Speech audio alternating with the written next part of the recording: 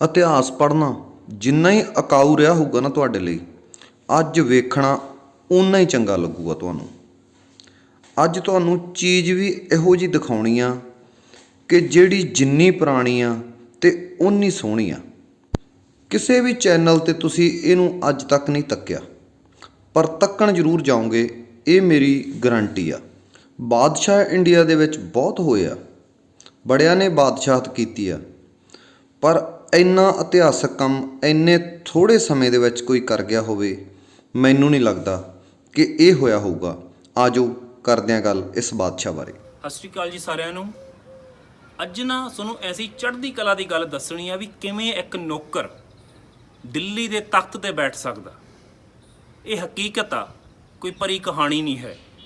ਸ਼ੇਰ ਸ਼ਾਹ ਸੂਰੀ ਦੇ ਅਸੀਂ ਸਰਾਂ ਦੇ ਵਿੱਚ ਇਸ ਵਕਤ ਬਿਲੋ ਕਹਿ ਲਓ ਕਿ ਇਹਨੇ ਸ਼ਾਸਨ ਜਿਹੜਾ ਬਹੁਤ ਥੋੜ੍ਹਾ ਸਮਾਂ ਕੀਤਾ, ਤੇ ਪਰ ਕਹਿ ਲਓ ਕਿ ਇਹੋ ਜਿਹੇ ਰਿਕਾਰਡ ਕਾਇਮ ਕੀਤੇ ਕਿ ਉਹਦੀਆਂ ਰੀਸਾਂ ਅੰਗਰੇਜ਼ਾਂ ਤੋਂ ਵੀ ਨਹੀਂ ਹੋਈਆਂ। ਮੈਂ ਗੱਲ ਕਰ ਰਿਹਾ ਸ਼ੇਰ ਸ਼ਾਹ ਸੂਰੀ ਦੀ। ਪਹਿਲਾ ਨਾਂ ਸੀ ਇਹਦਾ ਫਰੀਦ ਖਾਨ, ਅਤੇ ਇਹਦੇ ਸ਼ਾਸਨ ਸਿਰਫ 1538-39 ਤੋਂ ਲੈ ਕੇ 45 ਤੱਕ ਕੀਤਾ। ਲਗਭਗ ਜਿਵੇਂ ਇਤਿਹਾਸਕਾਰਾਂ ਦੇ ਵੱਖ-ਵੱਖ ਥੋੜ੍ਹੀ ਜਿਹੀ ਰਾਏ ਹੋ ਸਕਦੀ ਹੈ, 5 ਕੁ ਸਾਲ ਤੱਕ ਸ਼ਾਸਨ ਕੀਤਾ, ਅਤੇ ਜਿਹੜੇ ਮੁਕਾਮ ਹਾਸਲ ਕੀਤੇ ਉਹ ਕਿਸੇ ਤੋਂ ਵੀ ਨਹੀਂ ਹੋਏ। ਕਹਿੰਦੇ ਵੀ ਇਹਨੇ ਨਾ ਸ਼ੇਰ ਮਾਰਤਾ ਸੀ ਇੱਕੋ ਤਲਵਾਰ ਦੇ ਵਾਰ ਦੇ ਨਾਲ, ਅਤੇ ਉੱਥੋਂ ਫਿਰ ਨਾਂ ਇਹਦਾ ਪੈ ਗਿਆ ਸੀਗਾ ਸ਼ੇਰ ਖਾਂ।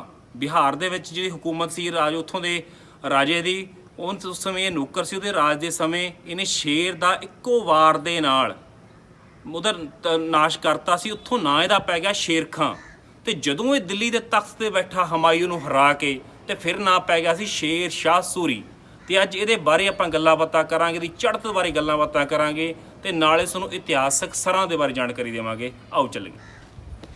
ਅੱਜ ਆਪਾਂ ਉੱਪਰਲੇ ਪਾਸੇ ਚੱਲਦੇ ਹਾਂ, ਅਤੇ ਮੈਂ ਹੈਰਾਨ ਆ ਕਿ ਇੰਨੀਆਂ ਮੋਟੀਆਂ ਦੀਵਾਰਾਂ, ਅੱਜ ਕੱਲ੍ਹ ਤਾਂ 100 ਤਰ੍ਹਾਂ ਦੇ ਸਾਧਨ ਆ ਗਏ ਆ। ਉਹਨਾਂ ਸਮਿਆਂ ਦੇ ਵਿੱਚ ਇਹੋ ਜਿਹੇ ਕੀ ਸਾਧਨ ਸੀ ਜਿਨ੍ਹਾਂ ਦੇ ਨਾਲ ਇੰਨੀ ਗੁਲਾਈ ਦਿੱਤੀ, ਇੰਨਾ ਜ਼ਿਆਦਾ, ਜਿਹਨੂੰ ਆਪਾਂ ਪਿੰਡਾਂ ਵਾਲੇ ਜਾਂ ਹੁਣ ਅੰਗਰੇਜ਼ੀ ਦੇ ਵਿੱਚ ਕਹਿ ਦਿੰਦੇ ਹਾਂ ਕਿ ਸਿਮਟਰੀ 'ਚ ਕੰਮ ਹੋਇਆ। ਉਹੀ ਕੰਮ, ਉਹੀ ਕਲਾ ਹੈ ਜਿਹੜੀ ਇਸ ਕਿਲ੍ਹੇ ਦੇ ਵਿੱਚ ਤੁਹਾਨੂੰ ਥਾਂ ਥਾਂ 'ਤੇ ਨਜ਼ਰ ਆਊਗੀ। ਇੱਕ ਗੱਲ ਇਸ ਨੂੰ ਦੇਖ ਕੇ ਆਸਾਨੀ ਨਾਲ ਆਖੀ ਜਾ ਸਕਦੀ ਆ ਕਿ ਸਾਡੇ ਦੇਸ਼ 'ਤੇ ਰਾਜ ਕਰਨ ਵਾਲੇ ਰਾਜੇ ਅਮੀਰ ਬਹੁਤ ਰਹੇ ਆ। ਦਰਸ਼ਕੋ, ਇੱਥੇ ਨਾ ਮੈਂ ਤੁਹਾਨੂੰ ਇੱਕ ਖਾਸ ਗੱਲ ਦੱਸਦਾ ਵੀ ਜਿਹੜਾ ਸ਼ੇਰ ਸ਼ਾਹ ਸੂਰੀ ਸੀ, ਉਹਨੇ GT ਰੋਡ ਬਣਾਇਆ ਸੀ ਪੇਸ਼ਾਵਰ ਤੋਂ ਲੈ ਕੇ ਕਲਕੱਤੇ ਤੱਕ, ਅਤੇ ਉਹ ਹਜੇ ਤੱਕ ਪੂਰਾ ਫੇਮਸ ਆ, ਮਸ਼ਹੂਰ ਆ, ਅਤੇ ਉਹਨੇ ਭਾਰਤ ਸਰਕਾਰ ਨੇ ਵੀ ਉਹਨੂੰ ਸ਼ੇਰ ਸ਼ਾਹ ਸੂਰੀ ਮਾਰਗ ਦਾ ਨਾਂ ਦਿੱਤਾ ਹੋਇਆ। ਮੈਂ ਇੱਕ ਵੱਡੀ ਗੱਲ ਦੱਸਦੀ ਹਾਂ ਵੀ ਇਹ ਇੰਨਾ ਕਾਬਲ ਬਾਦਸ਼ਾਹ ਸੀ। ਨੈਪੋਲੀਅਨ ਬੋਨਾਪਾਰਟ, ਬਾਬਰ, ਵੱਡੇ ਵੱਡੇ ਬਾਦਸ਼ਾਹਾਂ ਦੇ ਵਿੱਚ, ਕੂਟਨੀਤੀਆਂ ਦੇ ਵਿੱਚ ਇਹਦਾ ਨਾਂ ਆਉਂਦਾ ਵਾ ਵੀ ਐਡਾ ਸਿਆਣਾ, ਸੁਚਿਆਰਾ, ਅਤੇ ਕਹਿ ਲਓ ਕਿ ਚੰਗਾ ਸ਼ਾਸਕ ਸੀ। ਬੇਸ਼ੱਕ ਇਹਨੇ ਥੋੜ੍ਹਾ ਸਮਾਂ ਰਾਜ ਕੀਤਾ, ਉਹ ਗੱਲ ਵੱਖਰੀ ਆ, ਪਰ ਉਹਦੇ ਬਣਾਏ ਹੋਏ ਤੌਰ ਤਰੀਕਿਆਂ ਨੂੰ ਅਕਬਰ ਬਾਦਸ਼ਾਹ ਨੇ ਵੀ ਫੋਲੋ ਕੀਤਾ, ਅਤੇ ਅੰਗਰੇਜ਼ਾਂ ਤੋਂ ਵੀ ਰੀਸ ਨਹੀਂ ਸੀ ਹੋ ਪਾਈ ਉਹਦੀ। ਇੰਨਾ ਤਕੜਾ ਬਾਦਸ਼ਾਹ ਸੀ। ਦਰਸ਼ਕੋ, ਜਿਹੜੀਆਂ ਸਰਾਵਾਂ ਹੁੰਦੀਆਂ ਸੀ ਇਹ ਇਸ ਕਰਕੇ ਬਣਾਈਆਂ ਜਾਂਦੀਆਂ ਸੀ, ਇੱਕ ਕਿਸਮ ਦੇ ਰੈਸਟ ਹਾਊਸ ਸੀ, ਕਿਉਂਕਿ ਦਿੱਲੀ ਤੋਂ ਲਾਹੌਰ ਜਦੋਂ ਜਾਂਦੇ ਸੀ ਤਾਂ ਪਿੰਡਾ ਲੰਬਾ ਹੁੰਦਾ ਸੀ, ਅਤੇ ਆਰਾਮ ਕਰਨ ਦੇ ਲਈ ਕੋਈ ਜਗ੍ਹਾ ਚਾਹੀਦੀ ਹੁੰਦੀ ਸੀ। ਇੱਕ ਨਾਲ ਇੱਥੇ ਸੂਬੇਦਾਰ ਸਰਹੰਦ ਹੁੰਦਾ ਸੀ, ਅਤੇ ਉਹਦੇ ਲਈ ਵੀ ਇਹ ਜ਼ਰੂਰੀ ਸੀ ਕਿ ਰਾਹ ਦੇ ਵਿੱਚ ਕੁਝ ਇਹੋ ਜਿਹੀ ਥਾਂ ਹੋਵੇ ਵੀ ਜਿੱਥੇ ਆਰਾਮ ਕੀਤਾ ਜਾ ਸਕੇ।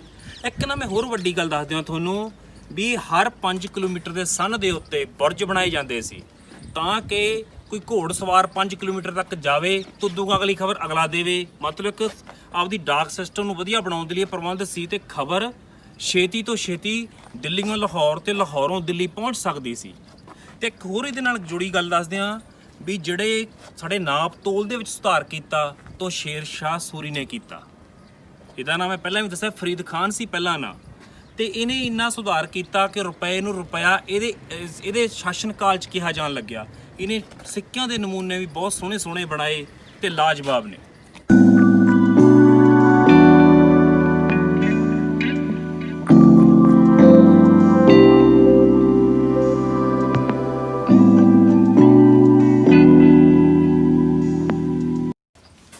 ਦਰਸ਼ਕੋ, ਇੱਥੇ ਮੈਂ ਤੁਹਾਨੂੰ ਇੱਕ ਗੱਲ ਦੱਸਾਂ ਵੀ ਇਹ ਸਾਰਾ ਚੂਨੇ ਦਾ ਬਣਿਆ ਹੋਇਆ, ਬਹੁਤ ਨਿੱਕੀ ਇੱਟ ਵਰਤੀ ਗਈ ਆ, ਅਤੇ ਸਾਰਾ ਚੂਨੇ ਦਾ ਬਣਿਆ ਹੋਇਆ, ਅਤੇ ਕਿੰਨੀਆਂ ਸਦੀਆਂ ਬੀਤ ਗਈਆਂ, ਹਜੇ ਤੱਕ ਵੀ ਇਹਦੀ ਚੜ੍ਹਦੀ ਕਲਾ ਬਰਕਰਾਰ ਆ। ਜਿਹੜੀ ਇਮਾਰਤ ਦੀ ਸ਼ਾਨੋ ਸ਼ੌਕਤ ਉਵੇਂ ਹੀ ਬਰਕਰਾਰ ਆ। ਇਹਦੇ ਚਾਰੇ ਪਾਸਿਆਂ 'ਤੇ ਵੱਡੇ ਵੱਡੇ ਬੁਰਜ ਹੁੰਦੇ ਸੀ, ਤਾਂ ਕਿ ਉੱਥੋਂ ਨਿਗਰਾਨੀ ਰੱਖੀ ਜਾ ਸਕੇ, ਕੋਈ ਦੁਸ਼ਮਣ ਆਉਂਦਾ ਉਹਦੀ ਨਿਗਾਹ ਰੱਖੀ ਜਾ ਸਕੇ। ਤੇ ਇੱਥੇ ਪਾਣੀ ਦਾ ਪ੍ਰਬੰਧ ਵੀ ਪ੍ਰੋਪਰ ਸੀ ਉਹਨਾਂ ਵੇੜਿਆਂ ਦੇ ਵਿੱਚ। ਦਰਸ਼ਕੋ ਆ ਜਿਹੜੀ ਤੁਹਾਨੂੰ ਦਿਖਾਉਂਦਾ ਨਾ, ਆਹ ਡਿਜ਼ਾਈਨ ਦੇ ਵਿੱਚ ਆ ਜਿਹੜੇ ਖਾਲੀ ਥਾਂ ਛੱਡੇ ਦਿਸ ਰਿਹਾ ਤੁਹਾਨੂੰ, ਇਹਦੇ ਵਿੱਚ ਕੀ ਸੀ, ਕੋਈ ਹਮਲਾ ਹੁੰਦਾ ਤਾਂ ਕੋਈ ਫੌਜ ਹਮਲਾ ਕਰਦੀ ਆ ਤਾਂ ਰੱਖਿਆ ਕਰ ਲਈ ਇੱਥੋਂ ਦੀ ਬਰੂਦ ਦਾਗਿਆ ਜਾ ਸਕਦਾ ਸੀਗਾ। ਇਸੇ ਕਰਕੇ ਇਹ ਚੀਜ਼ਾਂ ਰੱਖੀਆਂ ਜਾਂਦੀਆਂ ਸੀ, ਕਿਉਂਕਿ ਸਰਾਂ ਇੱਥੇ ਆਬਾਦੀ ਨੇ ਯਕੀਨਨ ਇੱਥੇ ਵੱਡੇ ਅਫਸਰਾਂ ਨੇ ਵੀ ਠਹਿਰਨਾ, ਆਮ ਬੰਦੇ ਨੇ ਵੀ ਠਹਿਰਨਾ, ਤੇ ਉਹਨਾਂ ਲਈ ਨਿਗਰਾਨੀ ਲਈ ਖਾਸ ਪ੍ਰਬੰਧ ਸੀ। ਤੇ ਇਸੇ ਕਰਕੇ ਦੀ ਸਿਕਿਉਰਿਟੀ ਪਰਪਸ ਤੋਂ ਵੀ ਬਹੁਤ ਹੀ ਵਧੀਆ ਤਰੀਕੇ ਨਾਲ ਬਣਾਇਆ ਗਿਆ। ਤੇ ਬਹੁਤ ਉੱਚੀ ਸਰਾਂ ਇਹ ਮੈਂ ਦੱਸਦਾ ਵੀ ਦਰਾਹੇ ਦੇ ਵਿੱਚ ਸਰਾਂ, ਇਹ ਦਰਾਹਾ, ਠੀਕ ਹੈ, ਲੁਧਿਆਣੇ ਜ਼ਿਲ੍ਹੇ ਦੇ ਵਿੱਚ ਪੈਂਦੀ ਆ, ਦਰਾਹੇ ਦੇ ਵਿੱਚ ਸਰਾਂ, ਤੇ ਬਹੁਤ ਘੈਂਟ ਤੇ ਖੂਬਸੂਰਤ ਬਣੀ ਹੋਈ ਆ।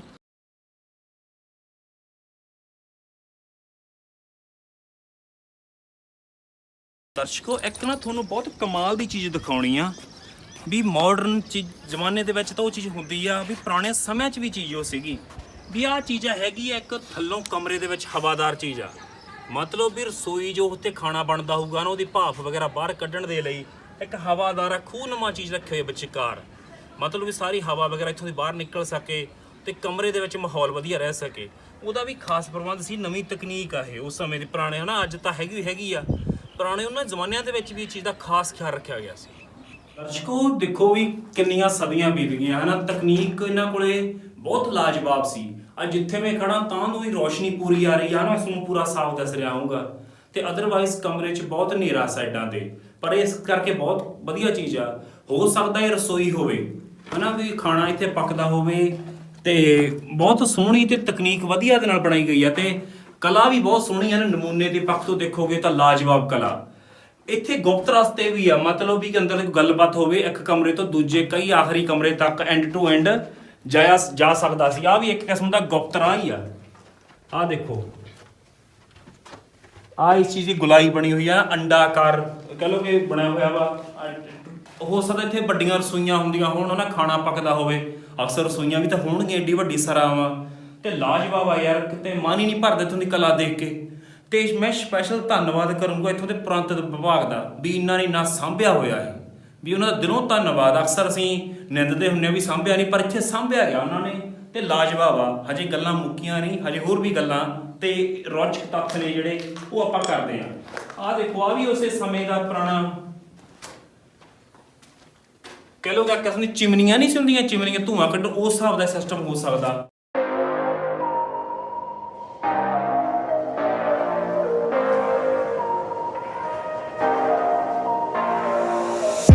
ਜਿਹੜਾ ਸ਼ੇਰ ਸ਼ਾਹ ਸੂਰੀ ਸੀ ਨਾ, ਇਹ ਬਾਬਰ ਵੇਲੇ ਉਹਦੀ ਫੌਜ 'ਚ ਜਰਨਲ ਵੀ ਰਿਹਾ ਇਹ, ਤੇ ਜਿਹੜਾ ਬਾਬਰ ਸੀ ਉਹਨੇ ਆਪਦੇ ਮੁੰਡੇ ਹੁਮਾਯੂੰ ਨੂੰ ਚੰਗੀ ਤਰ੍ਹਾਂ ਬੰਦਿਆਂ ਨੂੰ ਦੱਸਦਾ ਸੀ ਵੀ ਇਹ ਬੰਦੇ ਤੋਂ ਬਚ ਕੇ ਰਹੀਂ, ਇਹ ਖਤਰਨਾਕ ਬੰਦਾ ਤੇ ਤੇਰੇ ਪੈਰ ਨਹੀਂ ਲੱਗਣ ਦੇਣੇ ਇਹਨੇ। ਤੇ ਉਹੀ ਗੱਲ ਹੋਈ ਜਦੋਂ ਕਦੇ ਬਾਬਰ ਤੇ ਸ਼ੇਰ ਸ਼ਾਹ ਸੂਰੀ ਦੀ ਜੰਗ ਹੋਈ ਤੇ ਸ਼ੇਰ ਸ਼ਾਹ ਸੂਰੀ ਹਾਰ ਗਿਆ ਸੀ। ਫਿਰ ਉਹਨੇ ਕੀ ਕੀਤਾ ਕਿ ਆਪਦੇ ਭਾਈਚਾਰੇ ਦੇ ਪਠਾਨ ਇਕੱਠੇ ਕਰ ਲਏ, ਇਹ ਪਠਾਨ ਸੀ ਅਸਲ ਦੇ ਵਿੱਚ, ਤੇ ਅਫਗਾਨ ਇਕੱਠੇ ਕਰਕੇ ਇਹਨੇ ਇੱਕ ਫੌਜ ਬਣਾ ਲਈ, ਤੇ ਫੌਜ ਬਣਾ ਕੇ ਹਮਲਾ ਕੀਤਾ ਹੁਮਾਯੂੰ ਤੇ ਹੁਮਾਯੂੰ ਤੋਂ ਤਖਤ ਖੋਲਿਆ ਸੀ ਦਿੱਲੀ ਦਾ, ਤੇ ਬਾਅਦ 'ਚ ਦਿੱਲੀ ਦੇ ਤਖਤ ਤੇ ਸ਼ੇਰ ਸ਼ਾਹ ਸੂਰੀ ਬਿਰਾਜਮਾਨ ਹੋਇਆ ਸੀ। ਇਹ 68 ਸਾਲ ਦੀ ਉਮਰ ਦੇ ਵਿੱਚ ਤਖਤ ਤੇ ਬੈਠਾ ਸੀ ਬਈ ਇਹ ਸ਼ੇਰ ਸ਼ਾਹ ਸੂਰੀ। ਤੇ ਕਹਿ ਲਓ ਕਿ ਜਿੰਨੀਆਂ ਇਹਦੀਆਂ ਸਿਫਤਾਂ ਹੋਣ, ਤਕਨੀਕਾਂ ਬਾਰੇ ਗੱਲ ਕਰੀਏ, ਸਰਾਵਾਂ ਬਣਾਉਣ ਦੀ ਕਲਾ ਬਾਰੇ ਗੱਲ ਕਰੀਏ ਤਾਂ ਲਾਜਵਾਬ ਸੀ। ਮੈਂ ਹੋਰ ਵੀ 2-4 ਗੱਲਾਂ ਇਹਦੇ ਨਾਲ ਦੱਸਦੇ ਹਾਂ। ਜਿਹੜਾ ਸ਼ੇਰ ਸ਼ਾਹ ਸੂਰੀ ਸੀ ਇਹ ਬਹਾਦਰ ਵੀ ਸੀ ਪੂਰਾ, ਕਿਉਂਕਿ ਇਹਨੇ ਛੋਟੀ ਉਮਰ ਤੋਂ ਹੀ ਤਜਰਬੇ ਸਿੱਖਣੇ ਸ਼ੁਰੂ ਕਰਤੇ ਸੀ, ਕਿਉਂਕਿ ਜਿਹੜੇ ਦੇ ਪਿਓ ਦੀਆਂ ਪਤਨੀਆਂ ਕਾਫੀ ਸੀਗੀਆਂ ਤੇ ਮਤਰੇਆਂ ਮਾਵਾਂ ਇਹਦੇ ਨਾਲ ਬੁਰਾ ਸਲੂਕ ਕਰਦੀਆਂ ਸੀ, ਤੇ ਛੋਟੀ ਉਮਰ ਦੇ ਵਿੱਚ ਇਹਨੇ ਚੰਗੀ ਪੜ੍ਹਾਈ ਵੀ ਪੜ੍ਹੀ।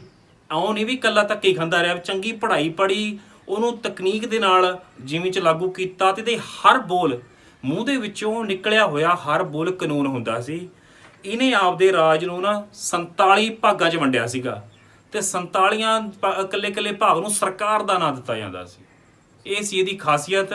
ਤੇ ਹੁਣ ਆਪਾਂ ਇਹਨਾਂ ਦੇ ਜਿਹੜੇ ਇਕੱਲੇ ਕਮਰੇ ਬਣਾਏ ਹੋਏ ਆ ਸਰਾਂ ਦੇ ਵਿੱਚ ਵੀ ਰਹਿਣ ਦੇ ਲਈ, ਤੇ ਉਹਦੇ ਬਾਰੇ ਵੀ ਗੱਲਬਾਤ ਕਰਦੇ ਹਾਂ ਤੇ ਦੇਖਦੇ ਹਾਂ।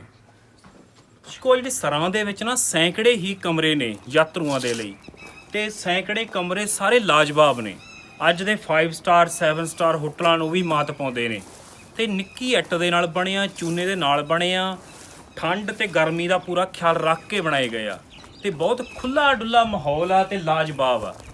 ਤੇ ਮੈਨੂੰ ਲੱਗਦਾ ਵੀ ਕਹਿੰਦੇ ਆ ਐਸੀਆਂ ਯੁਕਤਾਂ, ਐਸੀਆਂ ਤਕਨੀਕਾਂ ਸਾਡੇ ਹਿੰਦੁਸਤਾਨ ਦੇ ਵਿੱਚ ਬਹੁਤ ਪੁਰਾਣੀਆਂ ਸੀ, ਜਿਹੜੀਆਂ ਕਿਤੇ ਆਪਾਂ ਹੌਲੀ ਹੌਲੀ ਕਰਕੇ ਚੀਜ਼ਾਂ ਗਵਾ ਲਈਆਂ ਨੇ। ਇੱਕ ਮੈਂ ਤੁਹਾਨੂੰ ਉਦਾਹਰਨ ਤੌਰ ਤੇ ਦਿਖਾਉਣਾ, ਕਮਰੇ 'ਚ ਲੈ ਕੇ ਚੱਲਦਾ। ਬਹੁਤੇ ਕਮਰੇ ਸੇਮ ਹੀ ਨੇ, ਸੇਮ ਹੀ ਸਟਰਕਚਰ ਦੇ ਨੇ। ਆਓ ਤੁਸੀਂ ਦੇਖਦੇ ਹੋ, ਆਓ ਮੇਰੇ ਨਾਲ।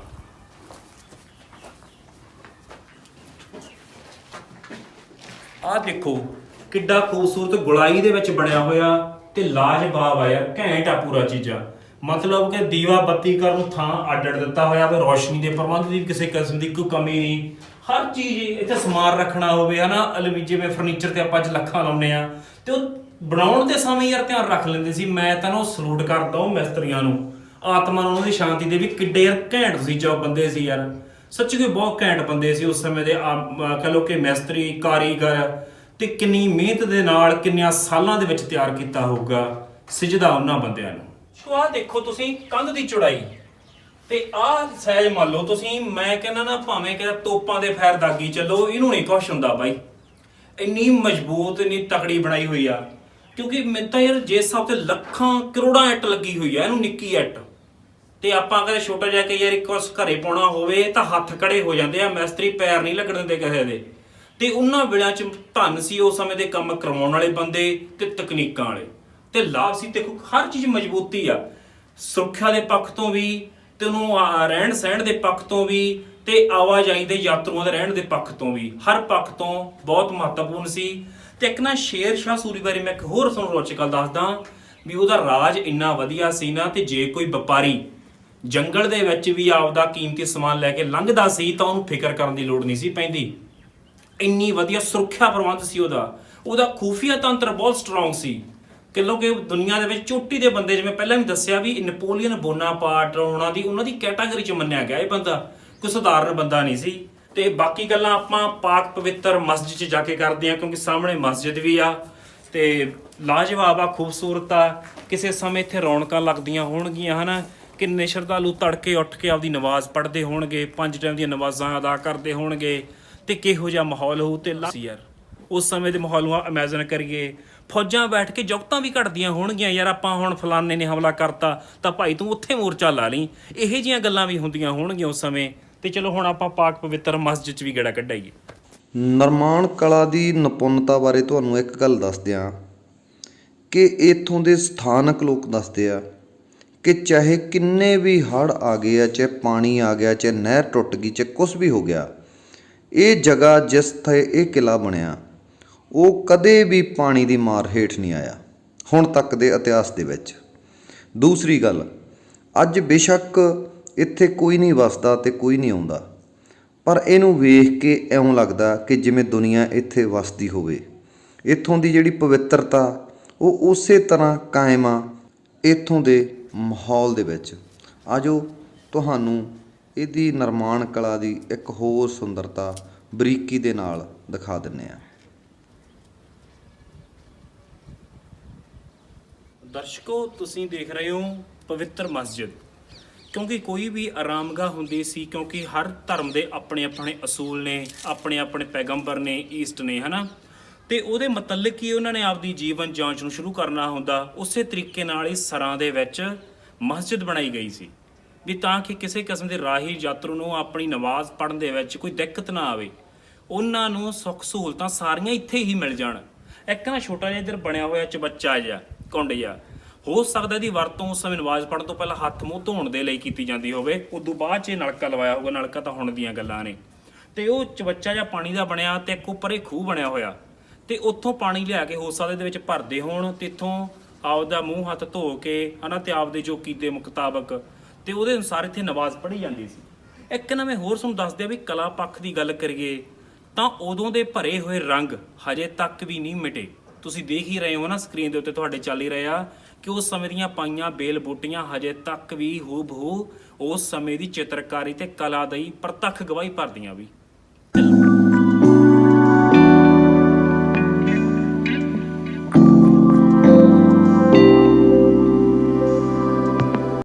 ਸ਼ੇਰ ਸ਼ਾਹ ਸੂਰੀ ਦੀ ਨਾ ਕਹਿ ਲਓ ਕਿ ਆਖਰੀ ਸਮੇਂ ਦੇ ਉੱਤੇ ਉਹਨੇ ਇਹ ਗੱਲ ਆਖੀ, ਕਹਿੰਦਾ ਵੀ ਜੇ ਕਿਤੇ ਮੈਨੂੰ ਸਲਤਨਤ ਪਹਿਲਾਂ ਮਿਲੀ ਹੁੰਦੀ ਨਾ ਤਾਂ ਮੈਂ ਪਤਾ ਨਹੀਂ ਕੀ ਤੋਂ ਕੀ ਕਰ ਦਿੰਦਾ। ਲਾਜ਼ਮੀ ਗੱਲ ਸਹੀ ਵੀ ਆ ਉਹਦੀ, ਕਾਰਨ ਕਿ ਉਹਨੇ ਆਪਦੀ ਇੱਕ ਥਾਂ ਜ਼ਿਕਰ ਵੀ ਕੀਤਾ ਸੀ, ਕਹਿੰਦਾ ਵੀ ਕਹਿੰਦਾ ਮੈਨੂੰ ਸਲਤਨਤ ਹਕੂਮਤ ਉਸ ਵਕਤ ਮਿਲੀ ਜਦੋਂ ਕਹਿੰਦਾ ਮੇਰੀ ਜ਼ਿੰਦਗੀ ਦਾ ਸੂਰਜ ਢਲ ਚੁੱਕਾ ਸੀ, ਕਿਉਂਕਿ 68 ਸਾਲ ਦੀ ਉਮਰ 'ਚ ਉਹਨੂੰ ਮਿਲੀ ਸੀ ਸਲਤਨਤ।